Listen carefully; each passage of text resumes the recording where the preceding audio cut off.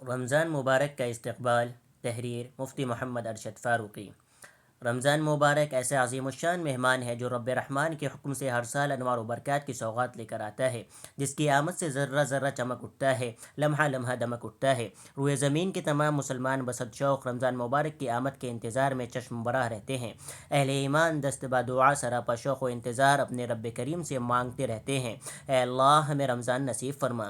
رمضان مبارک کا چاند نظر آتے ہی خوشگوار دائمی یاد تازہ ہو جاتی ہے۔ زمین کا آسمان سے رشتہ جڑنے، مردہ دلوں کو حیات بخشنے اور نور نبوت سے روشن کرنے کی یاد تازہ ہو جاتی ہے۔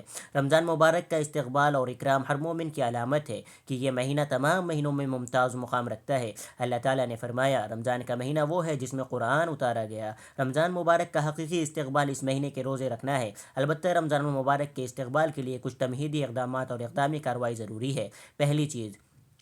سب سے پہلی چیز خود احتسابی اور صفائی قلب ہے۔ باطنی امراض، شرک، دکھاوا اور بڑھتی ہوئی خواہشات، گمراہ کن شبہات، مہلک فتنوں، تباہ کن حسد و کینہ، بغض و عناد اور دل کو گندا کرنے والی چیزوں سے پرہیز ضروری ہے۔ دوسری چیز سچی توبہ کے ذریعے دل کی تطہیر ہوتی ہے تاکہ پاکیزہ قلب رمضان المبارک کے خیر کثیر کے لیے مکمل طور پر تیار ہو سکے۔ دنیا کی محبت دل کو پسمردہ کرتی ہے، بزدلی کمزور کرتی ہے، کنجوسی رنجور کرتی ہے، لالچ بھلائی سے روکتا ہے، حسد تو غضب کا قاتل قلب ہے، خواہشات کی پیروی خیر کی دیواروں کو ڈھاتی ہے، فضول گوئی، بسیار خوری، بد گوئی، بد نظری و بسیار خوابی اور لوگوں کے ساتھ بے مقصد اختلاط و میل جول دل کو بیمار، بوڑھا، کمزور اور ناکارہ بنا دیتا ہے۔ ان امراض باطنی کا شکار قلب روزے کے حقیقی مقاصد اور بنیادی روح سے آشنا نہیں ہو پاتا۔ استقبال رمضان کی بنیاد۔ رمضان مبارک کے استقبال اور اس کی تیاری کی بنیاد یہ ہے کہ ان تباہ کن امراض سے دل کو پاک کیا جائے اور ظرف دل کو صاف کیا جائے تاکہ رمضان مبارک کی بھلائی و خوبی سے دل کے برتن کو بھرا جا سکے اور اس کی روشنی سے روشن کیا جا سکے۔ اس صورت میں اس بزرگ و برتر مہمان کا حقیقی استقبال ہو سکتا ہے۔ رمضان مبارک کوئی معمولی مہمان نہیں ہے۔ جو رمضان کا مہینہ پائے وہ اس میں روزے رکھے۔ رحمان کا مہمان۔ رحمان کی طرف سے آنے والے مہمان رمضان کا اکرام و اعزاز اس انداز میں کیا جائے جس انداز سے سچے پکے مسلمان کرتے ہیں۔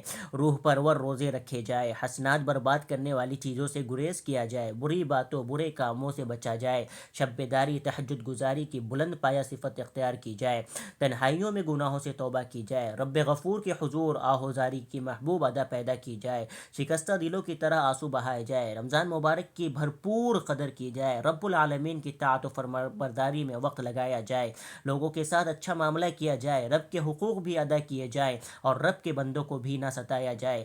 ان امور کی پابندی روزے کے اصل مقصد کی طرف گامزن کرتی ہے جس کے لیے ہر سال رمضان المبارک قدم رنجہ ہوتا ہے۔ پچھلی امتوں پر بھی روزے فرض تھے۔ اے ایمان والو، تم پر روزے فرض کیے گئے جیسا کہ تم سے پہلے لوگوں پر فرض کیے گئے، امید کہ تم پرہیزگار بن جاؤ۔ رمضان المبارک کے دن گنے چنے ہوتے ہیں لیکن رحمت و برکت ان گنت ہوتی ہے۔ یہ دن نوازش و بخشش سے مالا مال ہے، یہ دن باعث رحمت و برکت ہے، برکت کی ہواؤں کے جھونکے چلتے رہتے ہیں۔ یہ یاد رہے کہ رمضان المبارک کا سامنا تنگ دلی سے ہرگز نہ کیا جائے اور روزے بطور عادت نہ رکھے جائے، خوش دلی بلند ہمتی سے استقبال رمضان کیا جائے۔